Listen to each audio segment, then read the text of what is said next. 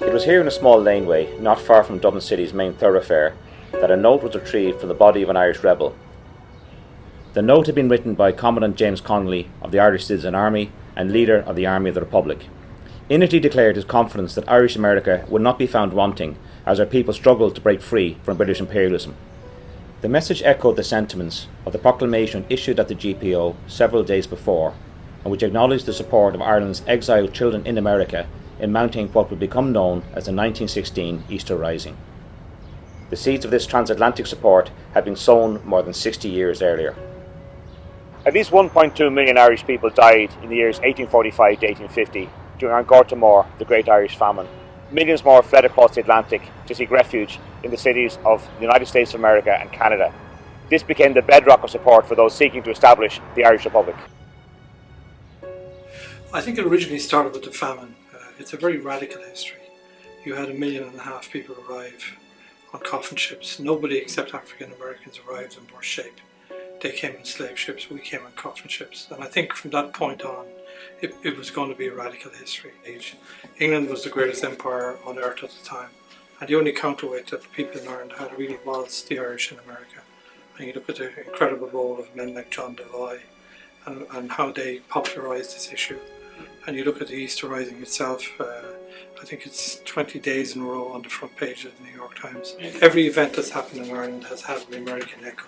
And the American echo in many ways is the most critical thing.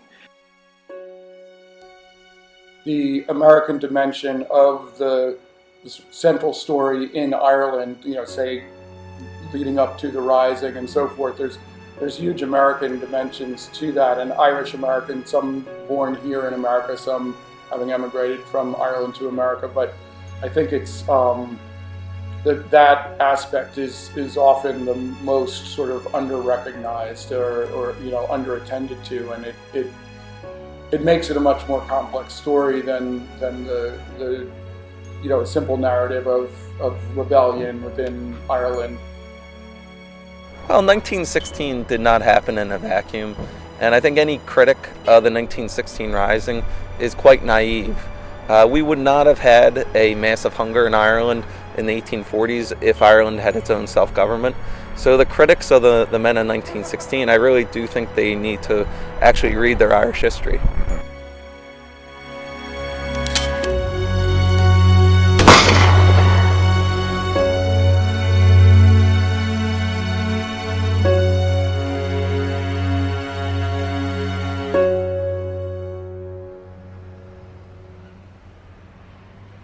It was against the backdrop of the famine and the failed Young Ireland Revolt of 1848 that the Féin Brotherhood was founded here in New York City in 1858.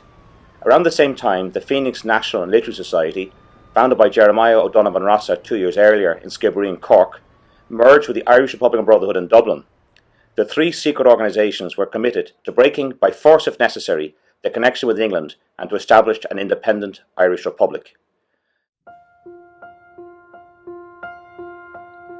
The containment of the 1867 Féin uprising in Ireland and arrest of leaders like John Devoy and O'Donovan Rossa were major setbacks. In 1866 to 1870, armed raid from the US into Britain's Canadian territories did not achieve the desired results. However, the revolutionary ambitions of the leading participants was not entirely discouraged. While in prison, O'Donovan Rossa encouraged his young wife to travel to America, where she quickly took up the cause of the Féin prisoners. When she came to the United States, she really thought that she would write. She had been writing some poetry. She'd written for the Irish people.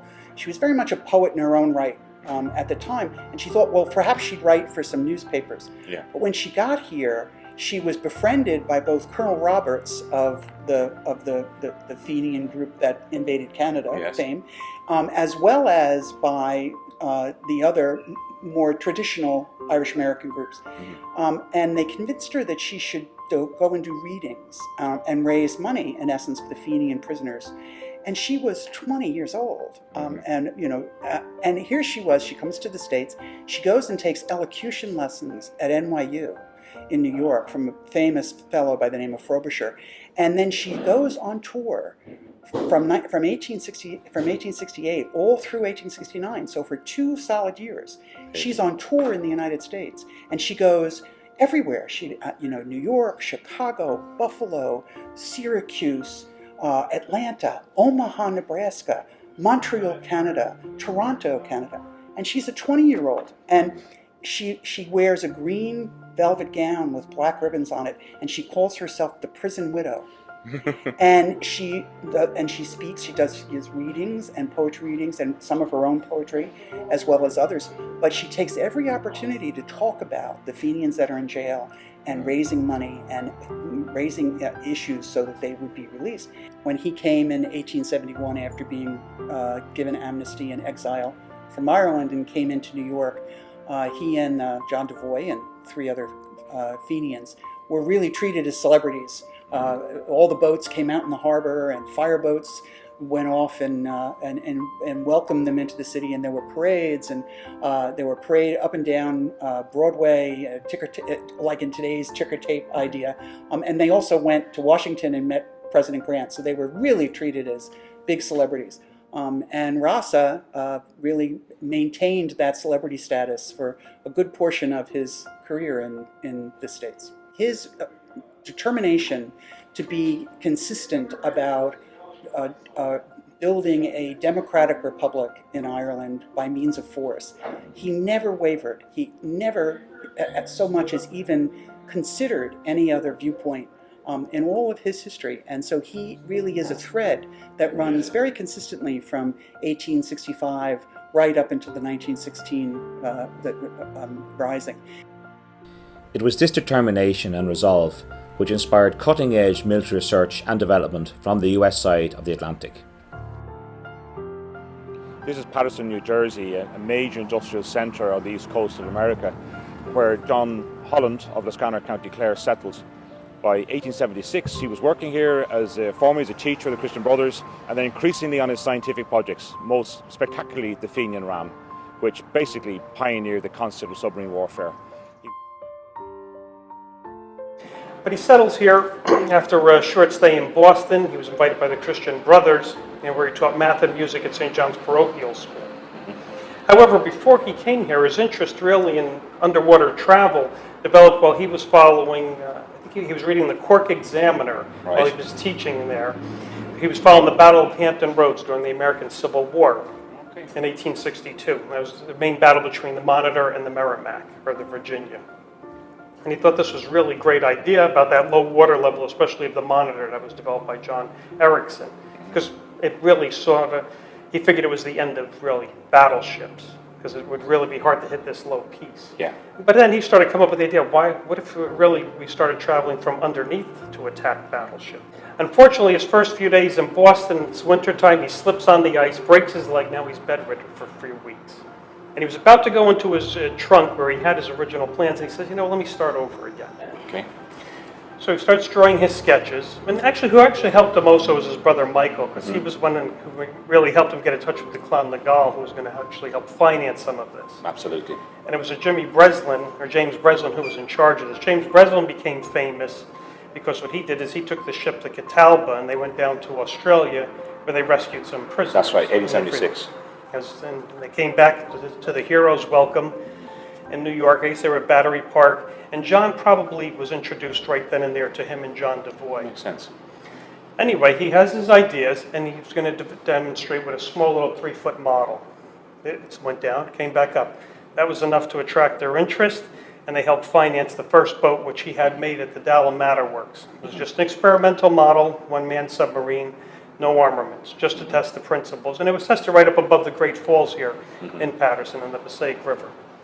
Went down, which didn't surprise anyone, especially all the newspaper people were there. If a man's going to commit suicide in an iron coffin, no one's going to miss it. Right. The headline was Down Among the Fishes. And it went down, stayed down about an hour, and then it was able to surface. It worked out perfectly. After some months of testing, Holland scuttles her, and she remained at the bottom of the Passaic River for about 50 years, so a group of college students raised her, and they presented it to the city. As for Holland, they were more interested now to have him build a real piece that can actually do some damage against the British. An operational submersible. Yes. And they enlist they have to convince, I guess, what's his name, O'Donovan Rossa, who's in charge of the skirmishing fund. The primary link between the Féin movement and the men and women of 1916 was Tom Clark, the first to sign the 1916 proclamation. Growing up in Dungannon, East Tyrone in the 1860s, Tom Clarke was drawn towards the radical Republican position espoused by the Irish Republican Brotherhood, which he joined. In 1880, arising from the shooting incident in Dungannon, where two members of the ancient Order of Hibernians had been attacked by the Royal Irish Constabulary, Clarke and a comrade opened fire on the RIC. This meant he had to go on the run, and for a man in his situation, the best option was to travel to the United States of America. In 1880, he did that, arriving into New York and joining the Clonagale No. 1 unit, the unit of the Féin Brotherhood in this part of the world, controlled by John Devoy. John Devoy became, throughout his life, a major mentor of Clarke, and Clarke ultimately represented Devoy's interests in Dublin in 1916. He is one of the giants of Irish-American media. In many ways, he defined Irish-American media. He stood out, at a time of huge general newspaper publishers in New York. He was the Irish-American equivalent of the likes of James Gordon Bennett of the New York Herald. And of course, Devoy had worked in the New York Herald before he founded his own newspapers. So he was absolutely a dominant figure, an exceptional historical standout. But at the same time, some would say he wasn't fully a newspaper man. He was many other things as well. He'd been a soldier. He'd been in the Foreign Legion. He was just a man of many parts and many talents. He was a polymath. But probably in a place like New York City, there would be two main ways of getting the word out there, and that would be mass meetings or a mass newspaper. And you had an awful lot of people. You've got to remember, Devoy came a little after 1860, but in 1860, 1 in 5 people in New York City had been born in Ireland. The Irish were pouring ashore here in their thousands, ready to make a new life. Some of them passing through New York City, but a lot of them staying. And this was the audience for John Devoy. In 1883, Clarke went on a bombing mission to England to try and advance the cause of physical force republicanism. He was quickly compromised, jailed for life, and endured a very debilitating period of imprisonment until 1898 when he was amnestied. During his time in England, he fell into company involuntarily with men like John Daly, a major figure in the Irish Republican Brotherhood in the far south of Ireland. By 1900, finding it impossible to make a living in Ireland, he migrated once again to the United States of America, where he reconvened his connections with John Devoy and the reorganised clan structures on this side of the Atlantic. The timing was propitious, as the July 1900 convention of the clan reunited rival factions under Devoy's guidance and engendered a new sense of purpose. Other notable figures, such as Joe McGarity, Luke Dillon, and Dr. Pat McCartan in Philadelphia, John T. Keating in Chicago, John T. Ryan in New York, and Judge Daniel Cohallen in New York City, endeavoured to revive and develop the revolutionary conspiracy. It was McCartan's return to Ireland in 1905 that facilitated interaction with Bulmer Hobson, Dennis McCullough, and Sean McDermott, who were similarly engaged in a parallel Irish Republican Brotherhood reorganisation. In 1905, Tom and Kathleen Clarke moved out of New York City here to Mandeville, Suffolk County, Long Island. He took over a 60-acre market garden farm for which he tried to make his living. By the following year, he was a naturalised US citizen, and the combination of his detachment from the radical politics of New York City, his acquirement of diplomatic protection, and his solidification of his domestic life made it more possible than ever for him to actually advance the cause of the Irish Republic. In December 1907, Tom and Kathleen Clarke returned to Dublin, where he quickly assumed a prime position in the Irish Republican Brotherhood.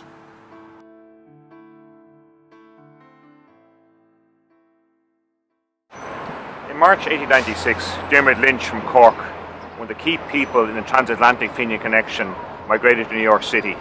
He became deeply involved in cultural and political affairs of the United States, particularly as president of the Gaelic League in New York and as one of the leading figures in the Philo Celtic Society. Dermot Lynch was a vice president here at one point.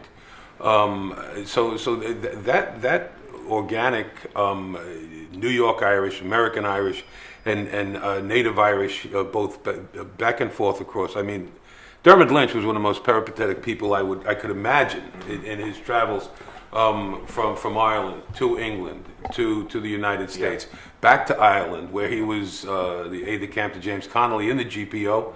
When you look at Diarmuid Lynch's like what he was involved in and so forth, it's so extraordinary, and yet what's all equally extraordinary is how unknown that name is at this point in time. Certainly. I mean, he was able to straddle the two worlds of culture activity in America and New York in particular, and advanced revolutionary clandestine work at the same time. Right. And so the interconnection between cultural activities and the Irish language revival and political movements is it's inextricable. And there was the Philo-Celtic Society here, which preceded the Gaelic League in Ireland. I mean, so it's always interesting to see ways that diaspora communities sort of retain, and in some ways in a very kind of fervent way, connection to certain aspects of the home culture, and then that feeds back into the culture itself. And I think all that kind of very rich and ferment going on in the years leading up to the Rising, both here in the States and very much so in Ireland, is it's a very sort of complex field of activity. On returning to Ireland by 1908, he became reintegrated with the Clan na Gael allies in Ireland, the Irish Republican Brotherhood, and after that he became the premier emissary attending Clan biennial conventions in Atlantic City, New Jersey.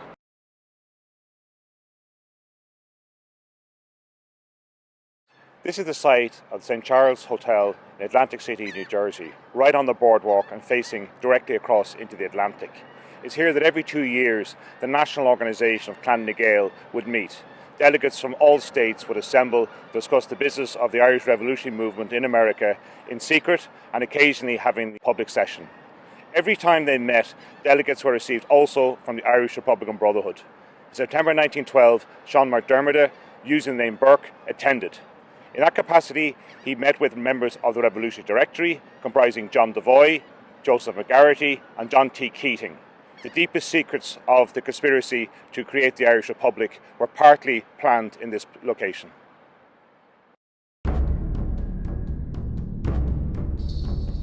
The tempo of political change in Ireland gathered pace, and with it the prospect of advancing revolution. A bill in the British Parliament promising limited home rule in the form of a devolved assembly in Dublin was passed in April 1912. If a potentially valuable step on the long road to independence, Irish Republicans could not countenance continued membership of an imperial monarchy. However, opposition to even these modest proposals for devolution from Ireland's minority pro-British unionist communities set the stage for a dangerous impasse.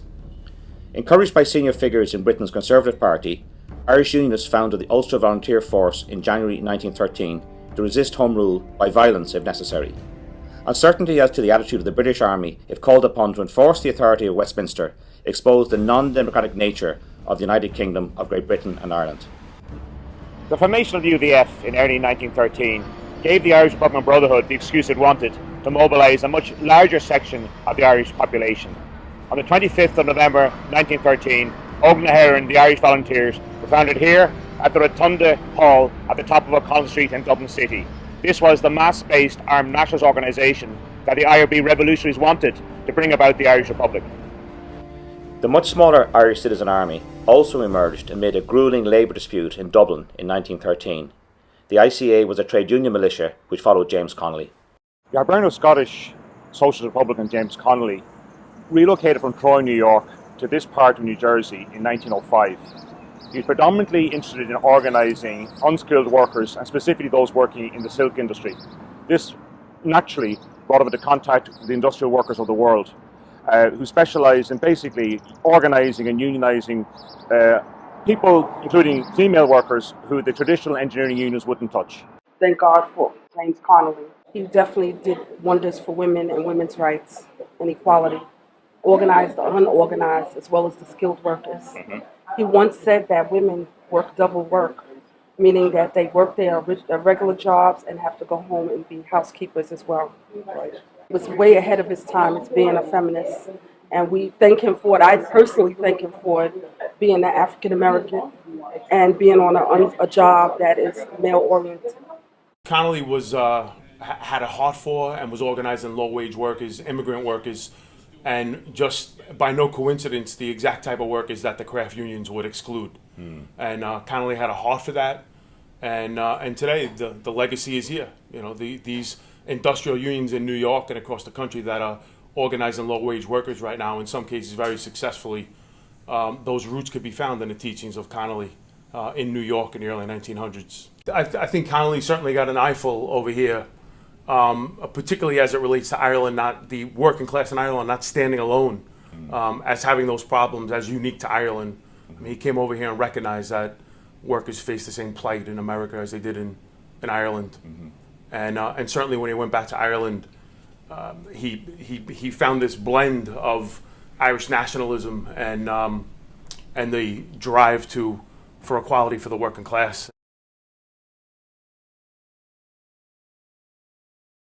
On the 2nd of April 1914, a women's auxiliary to the Irish Volunteers, Cumann na mBan, was established in Wynn's Hotel, Dublin. This represented a tangible manifestation of female political rights at a time when the suffragettes and other campaigning bodies had not secured votes for women. Certainly, if you look at what led up to the 1916 Rising and I suppose what was happening in Irish society with sort of the formation of Cumann na mBan in 1914 and women, and I suppose a lot of politicisation of the Irish society and people thinking about what it meant to be involved in politics, what it meant to be a nationalist. I think that certainly Cumann na mBan must have had some influence in the writing of the proclamation. So while they may not have been directly in the room, I think they definitely influenced those that did write it. But one of the more remarkable things about the Rising itself was how many women participated, because it was extremely unusual to have women in a frontline situation anywhere, and it was not happening, for instance, on the Western Front. Absolutely not, and I think it's a bit tragic that they have been wrote out of history up until probably now with the centenary. People are realising just their involvement. Most people probably thought, oh, sure, they were really in the back room of it, but no, these were women who were actually fighting in the Rising. They were tending to the wounded as well. And if you look at Kathleen Lynn, who was a commanding officer in the Rising, so they were actually fighting alongside their male counterparts at every different role that was necessary, right up until, I suppose, if you actually look from the beginning with the 14-year-old raising the flag over Liberty Hall, and then Elizabeth O'Farrell who delivering the surrender note. So from the very beginning to the very end of the what happened over the course of those days in the Rising, women were at the forefront of it. Dubliner Sidney Gifford, Republican feminist and trusted associate of Clark, MacDonald and McDermott, relocated to New York in June 1914, where she founded two branches of Cumann na mBan. Gifford noted that while the Clan did not possess a women's affiliate, the Ladies Auxiliary of the AOH proved to be some of our most valuable workers.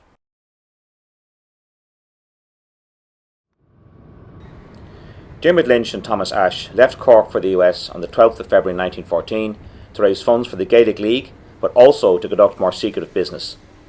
Lynch was IRB envoy to the biennial convention of Clan na Gael in Atlantic City, and ultimately reported behind closed doors to its revolutionary directory comprising John Devoy, John McGarity and John T. Keating. Another Irish language enthusiast and educationalist, Dubliner Patrick Pearse, also set sail for the US. Pearse arrived in New York in February 1914, firstly to raise money for his experimental school St. Dennis in Rathfarnham, and secondly to raise money for the Volunteer Equipment Fund. In that capacity he was feted and indeed hosted throughout the East Coast of America by John Devoy in New York, Joe McGarity in Philadelphia, and he interacted also with Bulmer Hobson, the man who had vouched for him in the first instance to the Clan na Gael networks in America. This is the Brooklyn Academy of Music, where on the 1st of March 1914 Pearse gave probably his most important political speech to date, when in his capacity as director of the Irish Volunteers, aka Oak na Heron, he more or less told a capacity Irish-American audience that there was going to be political ferment in Ireland. Amongst those in attendance was Governor Martin Glynn of the New York State and the renowned Irish-Australian soprano Maureen Norell. This was a very high-level performance. He finished off by telling everyone in attendance that before the generation had passed, the Irish Volunteers would draw the sword of Ireland. IRB leader Bulmer Hobson unexpectedly joined Pearse. Joe McGarity subsequently hosted both men in Philadelphia on the 23rd of March 1914. Engagements in New York, Rhode Island, Delaware and Massachusetts ensured that Pierce, protege of Clark, was well known in Irish America. It was no coincidence that the early months of 1914 witnessed the interlinked activities of Lynch, Ashe, Pierce and Hobson with a coterie of allies in the US. Events on the other side of the Atlantic in April 1914 had profoundly altered the context of their respective missions. Pierce, following Hobson, sailed for Ireland on the 7th of May 1914 in the midst of political turmoil. The importation of substantial quantities of firearms and munitions from Germany on 24th of April 1914 bolstered the menace of the UVF to the Home Rule Bill. Crucially, the manifestation of this challenge inspired Republicans to reassert the primacy of the Irish volunteers. Devoy knew that a volunteer gun-running operation was already in the offing and arranged the collection of a substantial sum of money. By mid-June, £1,000 raised by McGarity had reached MacNeil ahead of sums massed in a dedicated volunteer fund from the 5th of July. When volunteer treasurer Roger Casement made an overture to the privileged London-based circle of Alice Stopford Green on the 8th of May, a loan of £1,500 was readily secured. This stopgap funding was used by Darrell Figgis and Michael V. O'Rahilly to procure a shipment of 1,500 rifles from continental suppliers. Casement was aware that if all went to plan, the consignment would be landed in the fishing village of Howth, near Dublin City, on the 26th of July 1914. Casement travelled via Glasgow and Montreal and was in New York by the 20th of July, where Devoy advanced $5,000 for additional weapons. He too met Cohalan before moving to Philadelphia in order to join McGarity on the 26th of July 1914.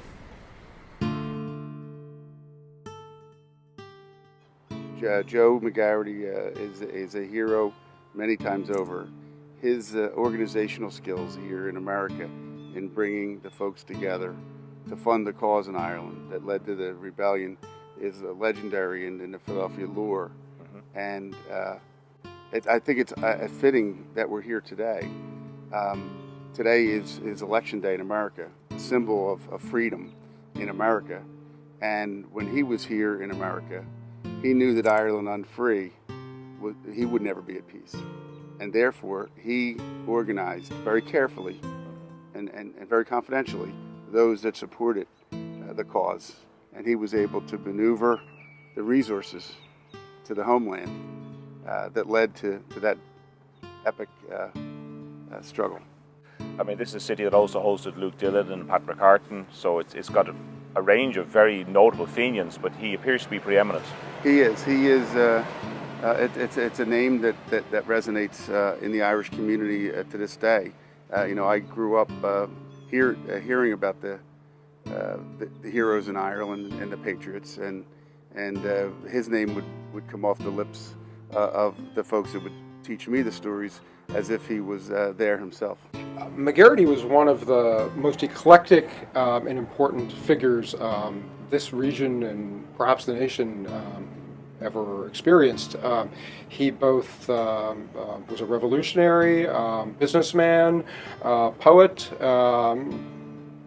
songwriter, an emerald miner.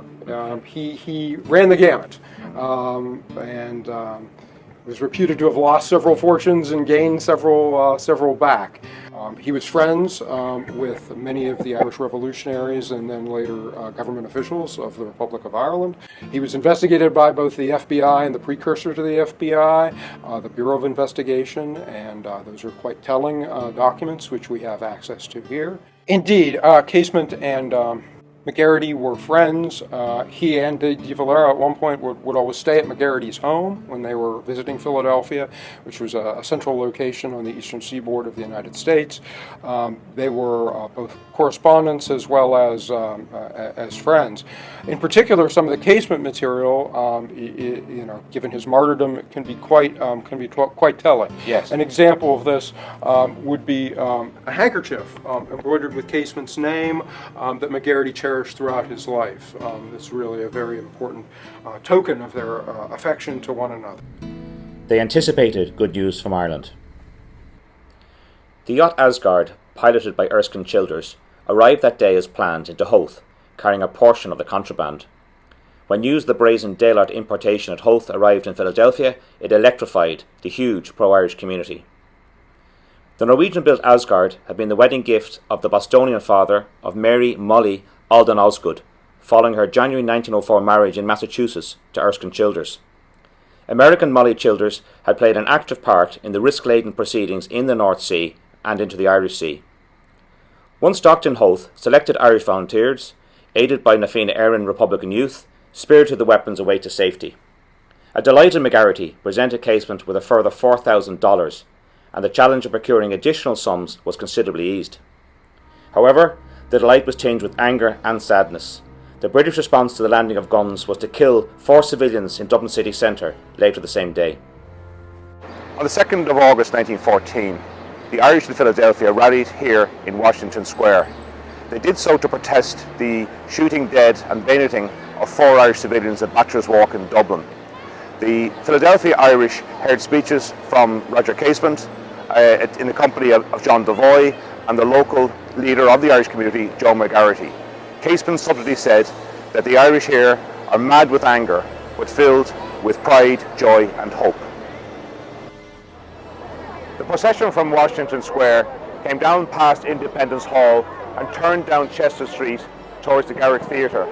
En route, they reenacted, in the form of a mock funeral, the procession of those who'd been shot dead in Bachelor's Walk in Dublin. Efforts by John Redmond to control or neutralise the Irish volunteers in June 1914 created tensions which reverberated in the US, where the Irish World newspaper was deemed unduly sympathetic towards the Irish Parliamentary Party perspective. Pearce reported on such matters to McGarrity from Galway on the 12th of June 1914, when Redmondite nominees to an expanded provisional committee of the Irish Volunteers were pressing to transfer most of the rifles to the Hibernians led by Joe Devlin in Belfast, on the grounds that they might be required for self-defence from the UVF. Hobson had lost favour by acceding to Redmond's demands. McGarrity's request for a briefing on the situation required action. Following discussions with Clark and McDermott, former Philadelphia resident Dr. Pat McCartan, a man of high standing in the IRB, paid his own fare to the US in July 1914. Within one day of meeting McGarrity, the pair went to New York to see both Devoy and Casement. This provided McCartan with a sense of clan ambitions for a major arms showing in the context of the coming war between Britain and Germany. He obtained £2,000 in gold for the IRB.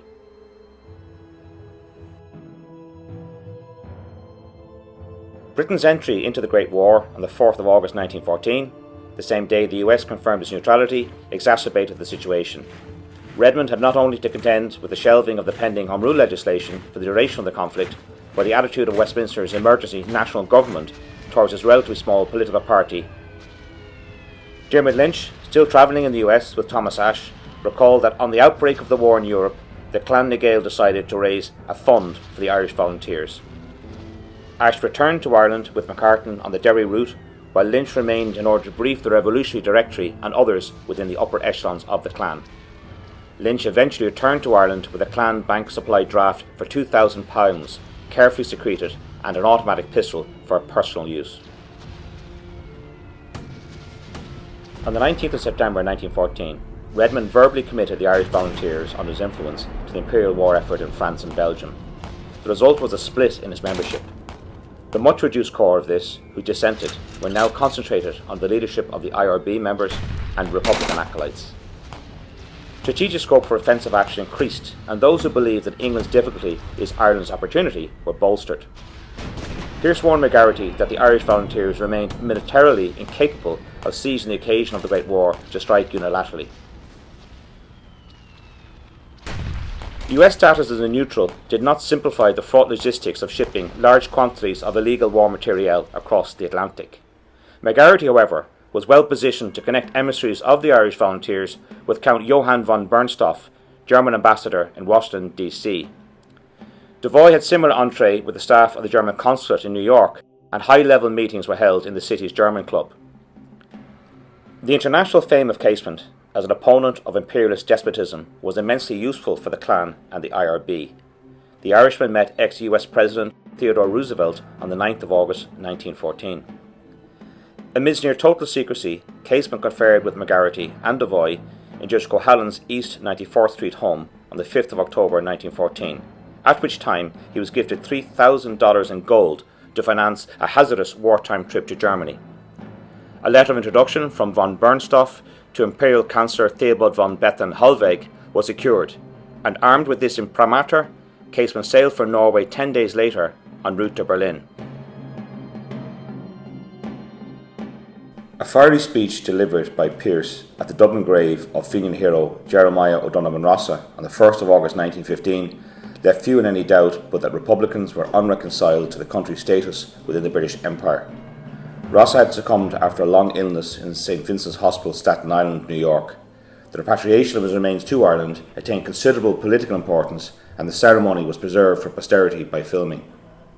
Letters of Mary Jane's, particularly to John Devoy and a couple of others within her family, about right when Rossa dies. And prior to Rossa dying, so I would say like in about 1913 or 1914, maybe even before that, Rossa had actually committed to West Cork that he would be buried in Skibbereen and have a public funeral in West Cork or in Cork. And they were really, the Cork Association, particularly in the United States, was really counting on that. They were really anticipating that this was going to be their party. And really, by the time when he did finally die, Mary Jane is very much the key person to Devoy that says, you know, this could be a lot bigger than doing it in Cork. And that was when Devoy evidently got in touch with Tom Clark, and then they agreed that they would do this in such spectacular fashion, and then Clark and Devoy, of course, pulled that off. But it was Mary Jane who recognized what an opportunity it was. And there's a wonderful quote from her where she talks about how important her husband could be in his death that would have only been near enough to what he would have dreamed about in his life. And she was right. By then a fully fledged IRB member, Pearse continued to work closely with Clark. The military committee of the IRB, to which Pearse, Plunkett and Eamon Ceannt had been co-opted, began to formulate concrete plans to use the Irish volunteers to mount an uprising. Intermittent communications crossed the Atlantic in both directions.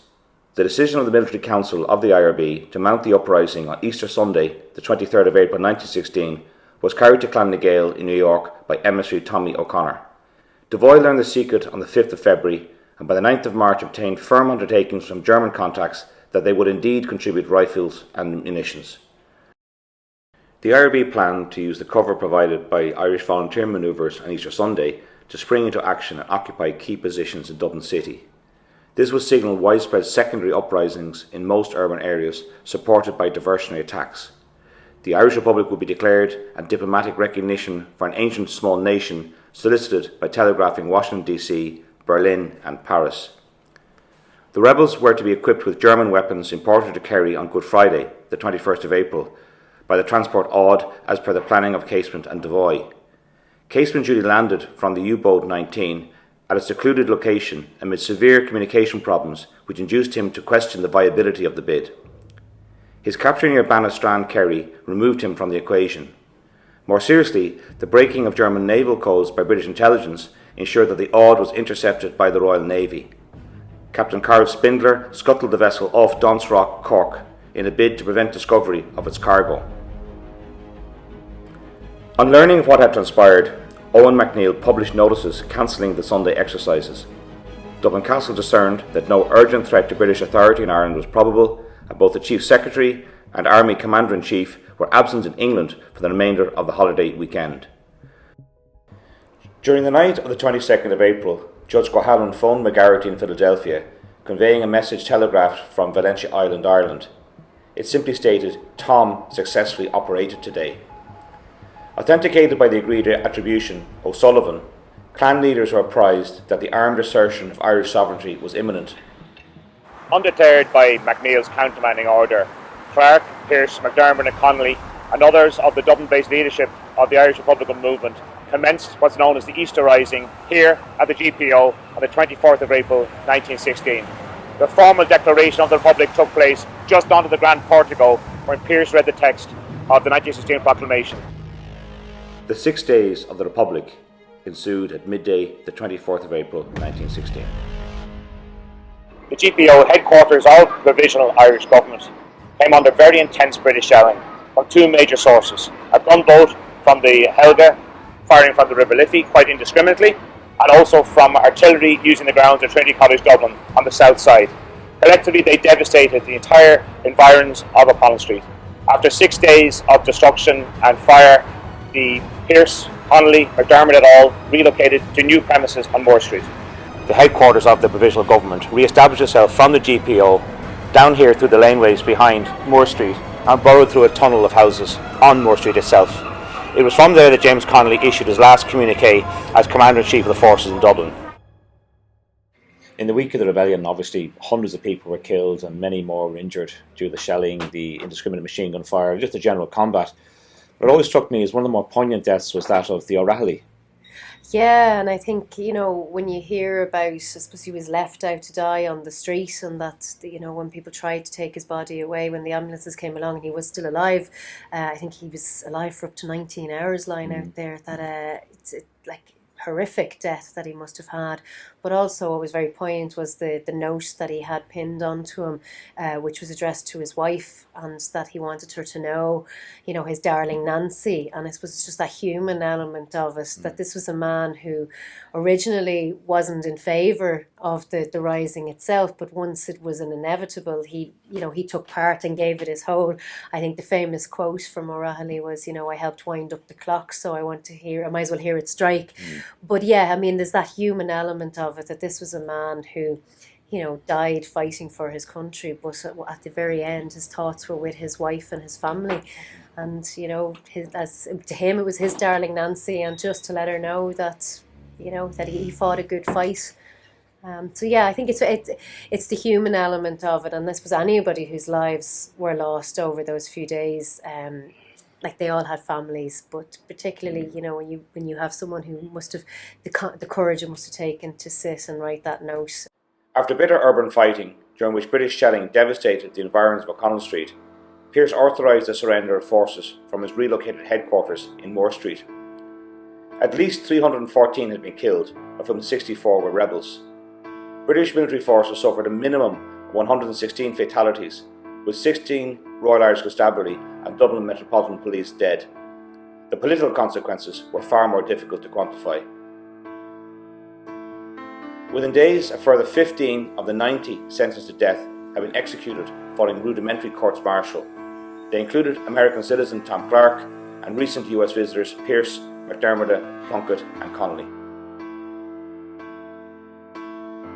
On the eve of the surrender, Connolly had issued a document from the Army of the Irish Republic Dublin Command. The text was recovered from the body of V. O'Rahilly, who had been killed by enemy fire in Henry Place just around the corner. Connolly had written, "We have every confidence that our allies in Germany and kinsmen in America are straining every nerve to hasten matters on our behalf. Never had man or woman a grander cause, never was a cause more grandly served." The message was ultimately disseminated posthumously, but on the 29th of April, the Gaelic American announced, "Ireland in arms, fighting for freedom," on the basis of cipher telegram through to New York in spite of the British censor. The Gaelic American carried full text of Ireland's Declaration of Independence on the 6th of May 1916, when the human toll of the rising was being ascertained. Americans then knew that Clark had been shot by firing squad in Kilmainham prison on the 3rd of May. He was the first US citizen put to death by the British in the 20th century. Others marked for execution in 1916, most notably Eamon de Valera and Dermot Lynch, were spared the ultimate sanction by a vicarious combination of military administration and intervention by the US consulate. Lynch was the subject of an appeal by President Woodrow Wilson, which secured commutation to 10 years penal servitude. The heartfelt efforts of Theodore Roosevelt did not, however, secure a reprieve for acquaintance Roger Casement. He was hanged in Pentonville Prison, London, on the 3rd of August 1916. As authentic reports of Easter week filtered into the US print media, the irrepressible Sidney Gifford was comforted by those who appreciated her politics.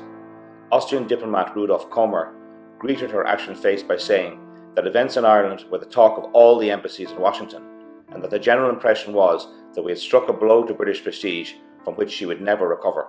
Of course, her devotion to the cause being such that when she and her sister stitched the flag, the tricolor, the green, white, and orange tricolor, and they flew it over the theater, and seeing the success of that with the crowd's reaction to it, she took it out on the road, and she displayed it from the top of a bus going down Fifth Avenue, and she was surprised to see that the New York City cops actually stood to attention and saluted it, recognizing it as the flag of the Irish nation. She was a bit surprised at that, but in my experience, family and traditionally, I wouldn't be surprised at that at all. Yeah. With the recognition that the New York Irish would have, the identity they would have with that, and also not only among the NYPD, which always had a very, very pro-Irish Republican, pro-Irish freedom perspective among its Irish American, and frankly with many of my colleagues of different ethnicities, just seeing the basic justice of what it was. The 1916 Rising and its immediate aftermath stunned the Irish diaspora and initiated a comprehensive reorganisation in Ireland and in the US. In the December 1918 general election, Sinn Féin won a landslide victory which precipitated the War of Independence, which commenced on the 21st of January 1919. The Irish Volunteers had become known as the Irish Republican Army. The Friends of Irish Freedom, an American association for the recognition of the Irish Republic, rallied behind the cause as never before. Although the US dimension was not the sole catalyst in spurring the daring insurrection, it was indisputably a major factor in changing the course of Irish history.